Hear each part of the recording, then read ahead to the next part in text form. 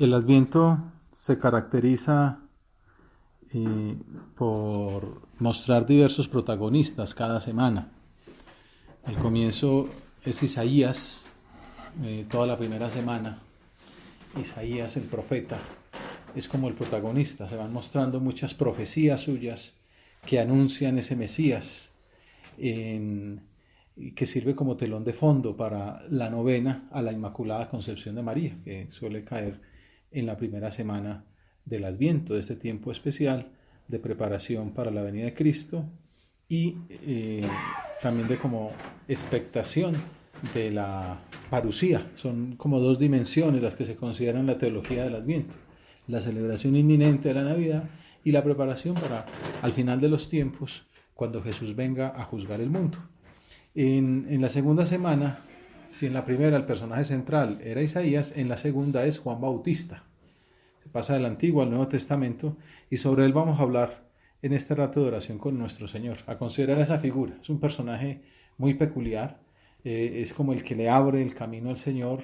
Ya lo vemos desde el comienzo del Nuevo Testamento, que no arranca directamente con la anunciación del ángel a María, sino la anunciación del ángel a Zacarías en el templo. Así arranca San Lucas, por eso lo representan como un toro, porque el toro habla de los sacrificios en el templo. El evangelista San Lucas comienza su evangelio con la anunciación del ángel a Zacarías, diciéndole que va a ser padre de un hijo muy especial. Zacarías se confunde porque es un anciano estéril y precisamente por esa incredulidad pide una prueba, y la prueba es que se queda ciego y mudo, que después, cuando sea el momento de la imposición del nombre del hijo, será cuando vuelva a recuperar el habla.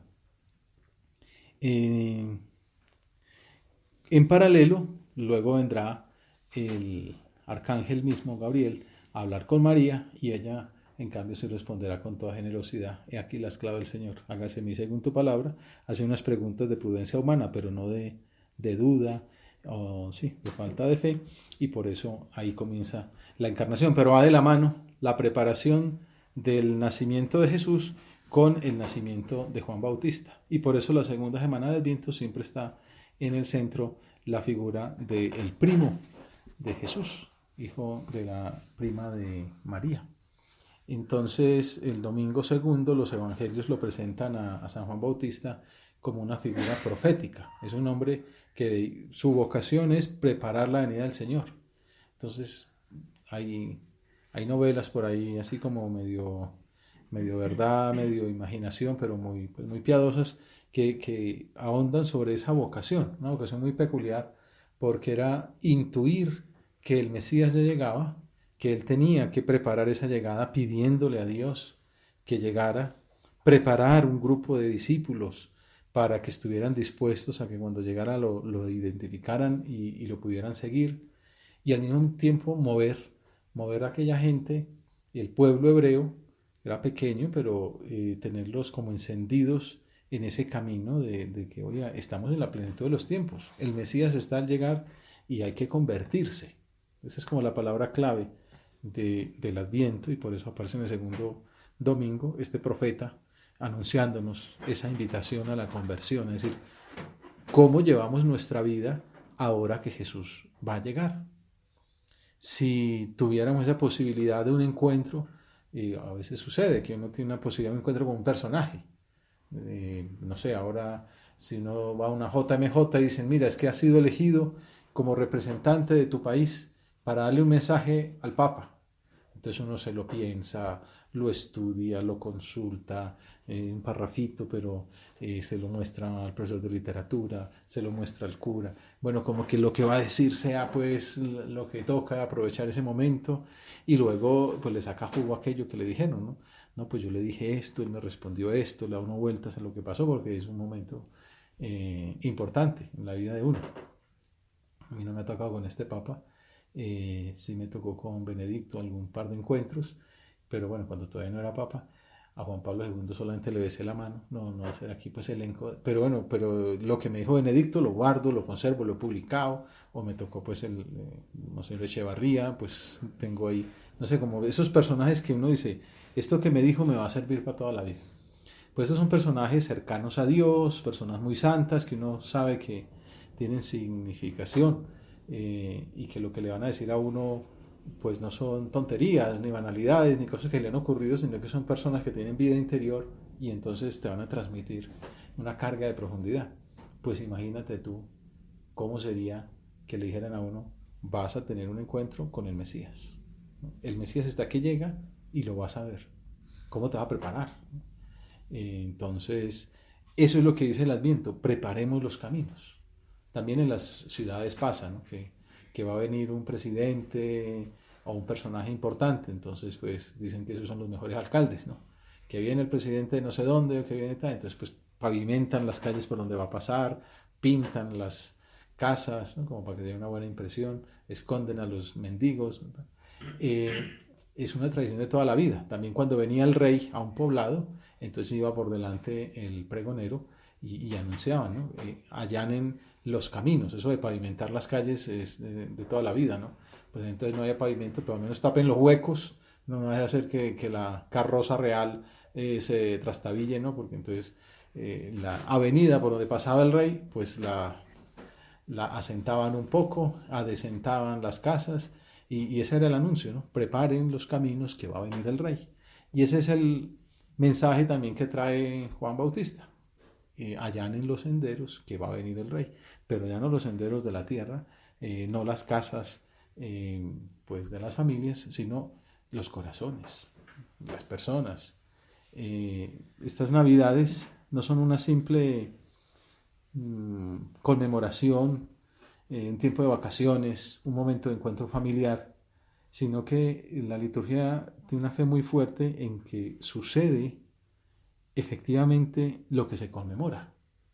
O sea, esto no es un día de la independencia en que uno se reúne y iza el pabellón nacional y se acuerda que un día como hoy Pedro Pascasio Martínez pues no se dejó comprar por Pablo Murillo y gracias a eso se plasmó la independencia, ¿no? En el puente de Boyacá, un 7 de agosto de 1819.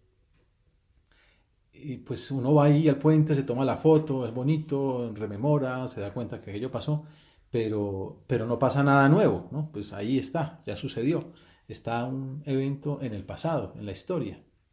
En la liturgia, en cambio, no. Eso ya lo tenían los judíos, lo tenían muy claro. Cuando Moisés celebra la Pascua el 14 de Nisan allá en Egipto, está cumpliendo la voluntad de Dios. Y el cardenal Ratzinger, que es un gran teólogo, insistía en que el motivo, que pues ahí está el inicio de la nación judía, el inicio de la revolución, de la huida, de la salida hacia la libertad, el dejar atrás la esclavitud de Egipto, el comenzar a ser pues aquello, un grupo, sí, una nación, la nación judía, con su líder político, Moisés.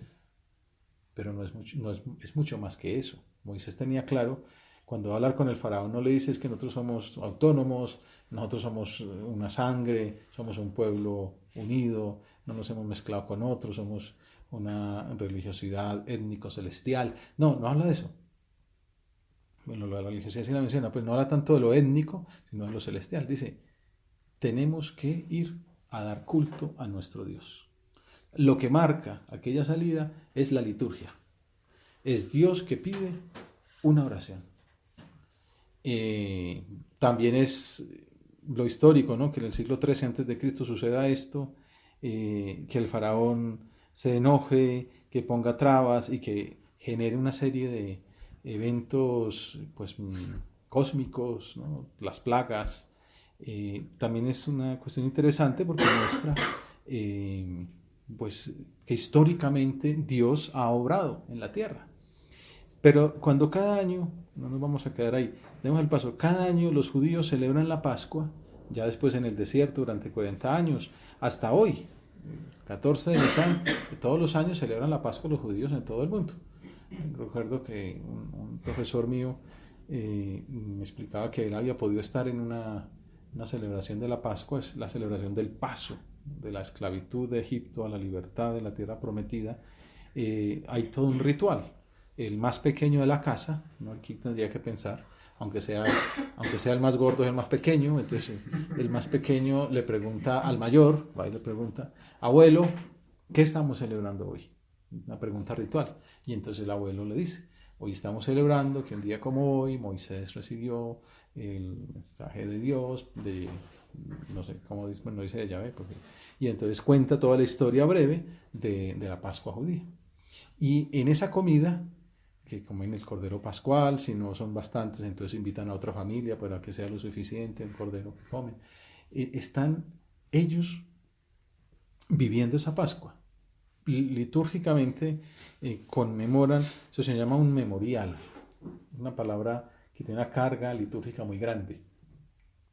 Los liturgistas explican, por ejemplo, ahora con todas estas realidades virtuales y todo un poquito más fácil de imaginárselo, es como si yo dijera en el puente de Boyacá, aquí fue la libertad, aquí fue la independencia, y apareciera en ese momento Pedro Pascasio Martínez apresando a Morillo.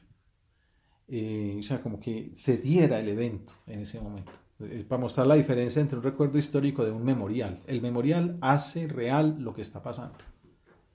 En la Pascua, el judío cuando la celebra está experimentando la libertad.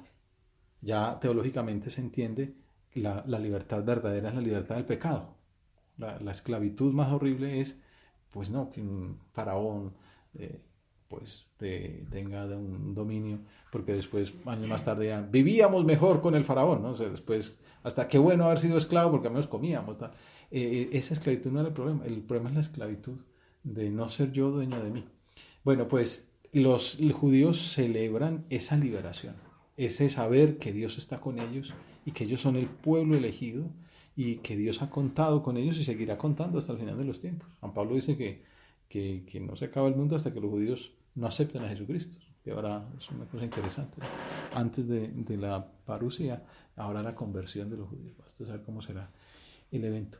Pero todo esto era para explicar que la memoria, el memorial litúrgico, también cristiano, es deudor de la historia religiosa judía, y por eso en estos días le contaban en una convivencia a unos muchachos, ustedes pueden mirar un juego, les propongo, en juego litúrgico verdadero. En la misa, si ustedes cogen, son muchas plegarias eucarísticas posibles, como 10, aunque generalmente se usan 3 o 4. Y uno empieza a mirar y en todas sale esa palabra. A ti, pues, Padre, te ofrecemos el memorial de la pasión y muerte de Jesucristo. Te ofrecemos este memorial, el memorial, el memorial. En todas partes pueden que cambien cosas, ¿no? En una se da más énfasis en que Cristo nos reúne, en otra se pone el énfasis en que Cristo padeció, en otros se insiste en que la iglesia está reunida, pero en todas el memorial. La Eucaristía es el memorial. Sucede allí lo que pasó hace 21 siglos. Y por eso cuando un sacerdote dice, esto es mi cuerpo, esta es mi sangre, Cristo está ahí. Porque no es el sacerdote lo que lo dice, sino Jesucristo el que lo dice, sirviéndose de las palabras de él. Nos lleva en el tiempo, 21 siglos atrás, a participar de la Pascua definitiva, la muerte de Cristo en el Calvario. Su misterio pascual, la pasión, la muerte y la gloriosa resurrección. Cuando celebramos nosotros la Navidad, lo que estamos haciendo es un memorial. Y Cristo nace. O sea, como Cristo nace en nuestra alma. Nosotros nos vamos allí, a ese Belén. Eso es lo que celebra la liturgia, por eso lo tenemos ahí en el sagrario.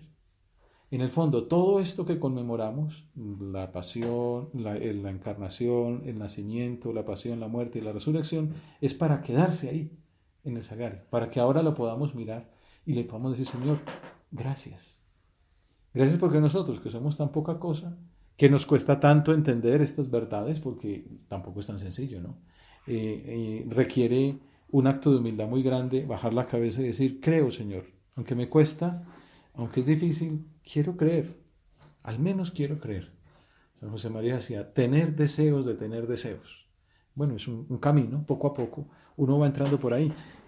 Cuando uno tiene fe, se lo cree, pero siempre puede avanzar, siempre puede Cristo nacer, por así decir, más en mi corazón.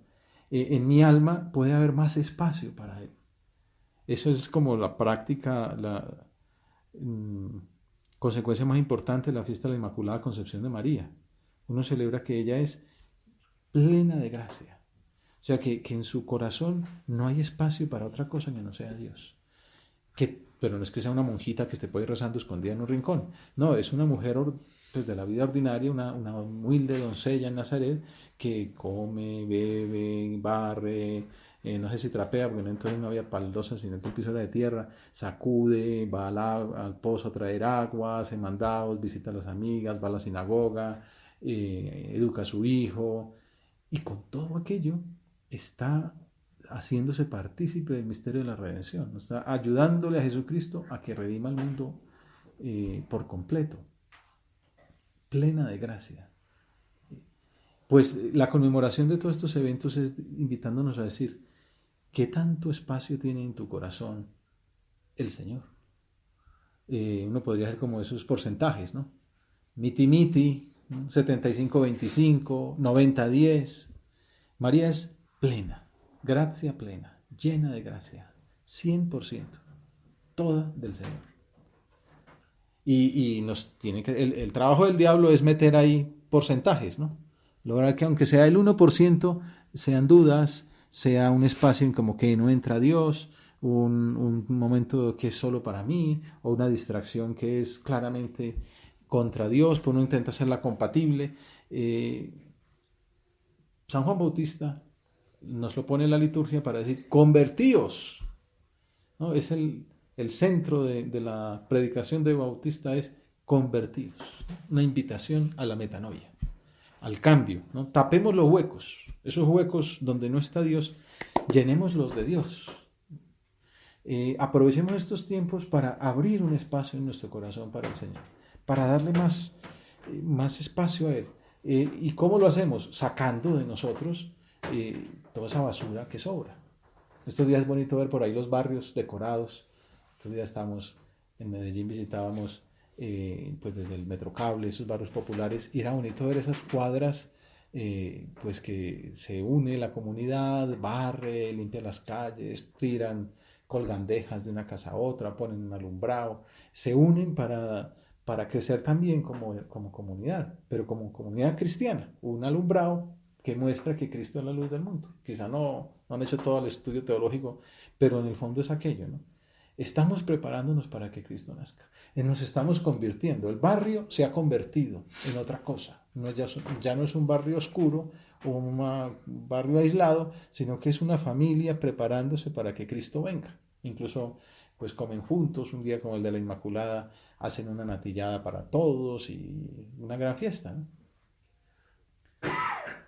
¿Cómo está mi corazón? ¿Está a oscuras? ¿O de verdad se han prendido esas velas que son la luz de Dios en mi vida? Como digo, todo esto es compatible, esos buenos deseos, con el ataque del diablo que quiere apagar las luces, que quiere que haya oscuridad, que quiere que nuestra vida esté lejos del Señor. Y nosotros no somos inmaculados. Y entonces tenemos dificultades, a veces nos cuesta más, a veces nos cuesta menos, a veces los ataques son muy grandes y nos hacen sufrir, otras veces somos nosotros los ingenuos que nos metemos en esos berenjenales sin que nadie nos haya llamado. Y esa invitación a la conversión es la que tenemos que aceptar ahora, a decir, Señor, me quiero convertir. Quiero dar un paso adelante. Quiero que en estos 20 días o 15 que faltan para celebrar tu nacimiento haya un cambio en mí. Y vamos haciendo oración y cada uno va pensando en qué puede consistir ese cambio. Juan Bautista se va al desierto y vive como un profeta. Él, pues bueno, el Evangelio lo presenta así. Mateo en concreto dice, por aquellos días Juan el Bautista se presenta en el desierto de Judea predicando. Este es el que anunció el profeta Isaías, ¿no? Primera semana Isaías, segunda Juan. Isaías decía, voz del que grita en el desierto, preparen el camino del Señor, allanen sus senderos. Juan llevaba un vestido de piel de camello, con una correa de cuero a la cintura, y se alimentaba de saltamontes y de miel silvestre. Es un retrato austero que representa al Bautista como un digno representante de una familia sacerdotal, hijo de Zacarías, dedicado plenamente a su misión de precursor del Mesías. Sus vestiduras lo muestran como el nuevo Elías. Ya se había anunciado en el Antiguo Testamento que Elías desaparece misteriosamente. Se fue al cielo en un carro de fuego. ¿Y qué pasó aquí? ¿No? Y le dejó un pedazo de su potencia, de su poder de profecía a su sucesor. Y decía, Elías volverá antes de que llegue el Mesías. Eso estaba en la mentalidad de los judíos. Antes de que venga el Mesías, vendrá Elías. Por eso cuando empiezan a ver que Jesús es un hombre muy especial, que hace milagros, una de las cosas que dicen, este debe ser Elías, ¿no? Que está anunciando la venida del Mesías. Jesucristo después dirá, Elías es Juan Bautista. Elías es Juan Bautista, es el que cumple esa misión de anunciar la llegada del Mesías. Se retira al desierto, como habían hecho también los esenios de Qumrán, los autores de esos manuscritos del Mar Muerto, aunque él mismo no fuera uno de ellos, tenía muchas cosas en común, pero no era uno de ellos. Mateo enseña que con su figura se cumplieron los anuncios de Isaías, el profeta que presagiaba nuevas épocas para ese sufrido pueblo hebreo. En la primera parte del libro del profeta Isaías se anunciaba una de esas profecías. Seguramente a ustedes les suena. Brotará un renuevo del tronco de Jesé y de su raíz florecerá un vástago. Sobre él se posará el Espíritu del Señor, una promesa mesiánica.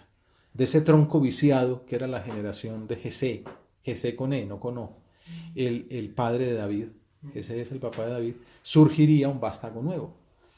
Por eso rezan los gozos de la novena de Navidad, oh raíz sagrada de Jesé, que en lo alto presentas al orbe tu fragante nardo, dulcísimo niño que has sido llamado lirio de los valles, bella flor del campo. Amparado en esas promesas, el pueblo se disponía para la pronta llegada de su Salvador, como vemos en la antífona entrada de la misa del segundo domingo de Adviento. Pueblo de Sión, mira al Señor que viene a salvar a tu pueblo. La liturgia empieza a decir, el Señor viene, el Señor está cerca, ¿no? Preparar el camino del Señor. La vocación de Juan consistió en eso, anunciarle a los contemporáneos que estaba cerca el reino de los cielos. El compendio del Catecismo explica que el Espíritu lo había colmado con sus dones y lo había enviado para que preparara al Señor un pueblo bien dispuesto y para que anunciara la venida de Cristo, el Hijo de Dios. Y de hecho el Evangelio muestra que tuvo mucha acogida. Está en el desierto, pero claro, era coherente con lo que predicaba, vivía con una gran austeridad, como vemos pues por el piel de camello, etc. Y acudía a él toda la gente de Jerusalén, de Judea, de la comarca del Jordán. Confesaban sus pecados. Claro, él no los podía perdonar, pero una manifestación de deseo de cambio, decir, mire, yo he metido la pata, yo no he sido fiel, yo he robado, yo tal. Y entonces al menos mostrar, yo estoy arrepentido de estas cosas. El tiempo de Adviento es un momento para pensar qué buena época para reconciliarme con Dios. Yo que no, de inmaculado no tengo nada, pues me puedo limpiar mucho si paso por el camino de la pureza del sacramento de la confesión. Y él los bautizaba en el Jordán. También este bautismo era una muestra externa de que habían atendido su principal exigencia, convertidos, una sensación simbólica de limpieza, ¿no? Ese baño purificador, que no era todavía el sacramento, ¿no? Hacía falta que viniera Jesucristo, por eso él dice, yo bautizo en agua, pero detrás de mí viene uno que bautiza en fuego y espíritu. Y por eso dice, cuando el Señor se le aparece, ¿y tú qué haces? ¿Cómo te voy a bautizar yo a ti si eres tú? Me tienes que bautizar a mí. Deja que por un momento tenemos que cumplir lo que está escrito. Esa llamada es la misma que nos hace entonces la liturgia a nosotros, de distintas maneras, con todas esas alusiones que hace Jesús sobre su primo a lo largo de la segunda semana de Adviento. El lunes, el contexto de la primera lectura es el vaticinio de Balaán, un profeta pagano. Es muy interesante, un pagano que lo llevaron para que pues vaticinara contra los judíos y el hombre terminó diciendo, lo veo pero no es ahora, lo contemplo pero no será pronto, avanza una estrella de Jacob y surge un cetro de Israel. Entonces lo trajeron para que hablara mal de los judíos y termina diciendo, es lo que vio, era un profeta. Jesús también reconoce a su pariente como profeta y por eso se sirve de su prestigio para desnudar las intenciones torcidas de los príncipes de los sacerdotes. Cuando dice, bueno, ¿tú con qué autoridad haces esto? ¿Quién te dio semejante autoridad? ¿Por qué estás haciendo cosas que nos corresponden a nosotros? Y entonces dice, pues yo les diré también una pregunta. Si ustedes me la contestan, yo les respondo con qué autoridad hago esto. ¿El bautismo de Juan de dónde venía? ¿Del cielo o de los hombres? Claro, entonces empiezan a calcular, si decimos del cielo, entonces nos va a responder, ¿y por qué no le creyeron? Y si le decimos que viene de los hombres, tenemos a la gente que nos va a decir que de los hombres nada. Entonces, pues ellos tienen a Juan por profeta. Respondieron a Jesús, no sabemos. Si ustedes no saben, yo tampoco sé, no les voy a decir. ¿No? Pero se sirve del testimonio de Juan para mostrar la autoridad con la que actúa. El Señor les pide un testimonio sobre Juan y ellos no son capaces de responder por miedo a las consecuencias públicas que supondrían las dos opciones. Pero es interesante que Jesús propone a su primo como una clave de interpretación de su propio ministerio. Quien confiese que la autoridad de Juan es de Dios, reconocerá que acertaba al anunciar a Jesús como el Cordero de Dios. Juan es el que dice, este es el Cordero de Dios que quita el pecado del mundo. Y sus discípulos primero van detrás de aquel Cordero que señala que es Jesús. Es ese profeta, el mayor profeta posible, porque no simplemente anuncia que viene, sino que lo señala. ¿No? Es lo que dice el prefacio de la misa. Juan lo proclamó ya próximo y lo señaló después entre los hombres. Aunque al mismo tiempo Jesús aclara la trascendencia de su propia venida a la tierra, que marca como un nuevo derrotero en la historia. El más pequeño en el reino de los cielos es más grande que él. Un poquito curioso, ¿no? Estamos viendo tantas cosas grandes de Juan. Bueno, lo que está diciendo el Señor es que en la nueva era de la historia de la salvación, que marca, que comienza con la manifestación de Jesús al mundo, el más pequeño es mayor que cualquier persona del Antiguo Testamento. Juan es el último del Antiguo Testamento. Y entonces, desde luego, tras la redención, sus frutos también alcanzarán a los justos que vivieron antes de la encarnación de Jesús. Bueno, así habrá otros ejemplos a lo largo de la semana, una invitación a ir a misa la segunda semana de Adviento, que tiene muchos tesoros ahí guardados en la liturgia de la palabra. Pero en estos días de expectación piadosa, para ir concretando propósitos, expectación piadosa y alegre, dice la liturgia, se debe notar que nos estamos alistando. Hemos hablado de conversión, de allanar los senderos, de pintar las paredes. Bueno, cosas concretas. Hay un autor que dice, estaremos alerta, por ejemplo, si cuidamos con esmero la oración personal. Es una manera de convertirnos, hacer más oración, poner más a Cristo en el centro de nuestra vida, leer más el Evangelio, dejarnos permear por sus palabras, por su ejemplo, decir, bueno, tengo que ser otro Cristo, parecerme más a Él. Esa oración personal evita la tibieza y con ella la muerte de los deseos de santidad. Estaremos vigilantes no solamente si cuidamos la oración, sino también si no descuidamos las mortificaciones pequeñas. A Juan lo vemos aguantando hambre, haciendo penitencia, viviendo con pobreza. Y nosotros, a nuestro modo, no nos vamos a poner piel de camello, que además es muy cara por estas latitudes, pero sí vivir con austeridad, ¿no? Que nos mantengan despiertos para las cosas de Dios. También hay que vivir la austeridad en medio de tanta comida especial navideña, pues cabe pues que en lugar de comerse 3 buñuelos, solo coma 2, o en el peor de los casos 2,5. Pero como decir, no, un poquito de sacrificio tengo que hacer, ¿no? O mucho también. Estaremos atentos, oración, mortificación, un delicado examen de conciencia. También ya se va terminando el año y un examen que nos ayude a ver los puntos en que nos estamos separando casi sin darnos cuenta de ese camino de parecerse a Jesús. De pronto es un hueco grande, un abismo. Nunca es tarde para dar el salto y decir, bueno, el final de este año di un salto de calidad. El Espíritu Santo me iluminó y vi que tenía que volver a empezar, tenía que cambiar de vida. O simplemente empecé a mejorar en este punto de laboriosidad o de servicio, perdoné a esta persona, me reconcilié con aquella otra. Qué bueno que la Navidad supusiera, aunque fuera una cosa pequeña, pero de cosas pequeñas en cosas pequeñas. Mañana lo pensaba mientras pedaleaba camino a la montaña, es decir, de pedalada en pedalada terminas coronando, más rápido de lo que uno piensa, pero bueno, lo importante es cada pedalazo, y otro, hasta que termina coronando la cima. El Papa Benedicto XVI, en una de esas entrevistas que le hacía a Peter Sewell, subrayaba que siempre estamos en tiempo de conversión. O sea, Juan hablaba de conversión. Luego Jesús, cuando empieza a predicar, lo primero que dice es lo mismo que decía Juan, convertidos. Y Benedicto XVI, terminando su pontificado, dice, convertidos. Es tiempo de entrar en razones, de cambiar, de convertirse. El inicio del siglo XXI. Los problemas actuales solo se resolverán si ponemos a Dios en el centro, si Dios resulta de nuevo visible para el mundo. Los problemas actuales se resolverán si Dios resulta de nuevo visible para el mundo. Me hace pensar en San José María. Estas crisis mundiales son crisis de santos. El destino del mundo, termina Benedicto, depende de si el Dios de Jesucristo está presente y es reconocido como tal. Bueno, esa es nuestra misión, hacer presente a Cristo al mundo, haciéndolo presente en primer lugar en nuestro propio corazón. ¿En qué consiste esa conversión? En poner a Cristo en el centro de nuestras vidas. Bueno, pues se nos acaba el tiempo y entonces terminemos meditando una invitación que hace San José María en esa homilía para el comienzo del Adviento, la primera homilía de Cristo que pasa, se llama Vocación Cristiana y es el primer domingo de Adviento. Bueno, pues él concluye esa homilía diciendo lo siguiente: el Señor nos quiere entregados, fieles, delicados, amorosos. Nos quiere santos, muy suyos. Es como la propuesta de un nuevo año litúrgico que comienza. De un lado, la soberbia, la sensualidad y el hastío, el egoísmo. De otro, el amor, la entrega, la misericordia, la humildad, el sacrificio, la alegría. Tienes que elegir. Has sido llamado a una vida de fe, de esperanza y de caridad.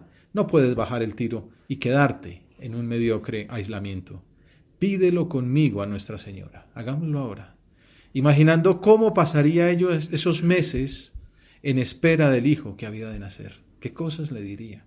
¿Cómo lo trataría? ¿Cómo se esforzaría meditando? Dios se ha hecho hombre y me ha escogido a mí, la humildad de su esclava. ¿Cómo tengo que ser un instrumento de esa bondad, de esa misericordia?